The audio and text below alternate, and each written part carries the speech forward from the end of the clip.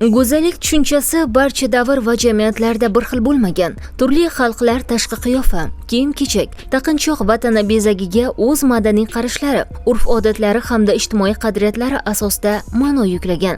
Ayrim jamiyatlarda oddiy taqinchoq hisoblangan buyum boshqa bir xalq uchun ayollik, mavqe yoki milliy o'zlikning muhim belgisi bo'lishi mumkin. Buning eng ko'p tilga olinadigan misollardan biri Myanmaning Kayax shtatida yashovchi Kayan xalqining ayrim ayollar orasidagi bo'yin halqalarini taqish an'anasi. Kayan ayollari nega bo'yinlariga halqa taqadi? Kayanlar Karen xalqlari tarkibidagi etnik guruhlardan biri bo'lib, ularning Laxvi guruhi ayollari jezdan tayyorlangan spiral halqalarni bo'yinlariga taqib yurishi bilan mashhur. Bu odat ayniqsa Demosu hududida qayd etilgan. Manbalarda Kayan qizlari bo'yin halqalarini bolalik davridan taqa boshlagani qayd etiladi. Ayrim kuzatuvlarda bu jarayon taxminan 5 yosh atrofida boshlanishi, keyinchalik qiz ulg'aygani sari spiralning uzunligi va o'ramlari ko'paytirib borilishi aytiladi. Bu odatni faqat tashqi ko'rinish bilan izohlash to'g'ri bo'lmaydi.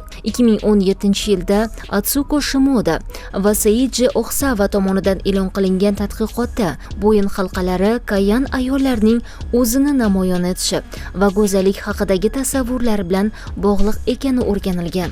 Shu bilan birga ayollarning o'zlari halqalarning og'ir va noqulay ekanini ham tan olgan. Tadqiqotda yana bir qiziqarli raqam keltiriladi. 2014-yildagi kuzatuvlar hamda Shimodaning 2015-yilgi ma'lumotlariga ko'ra, Kayax shtatining Demosu hududidagi to'rtta qishloqda jami ayol aholining 10,6% bo'yin halqasi taqqan.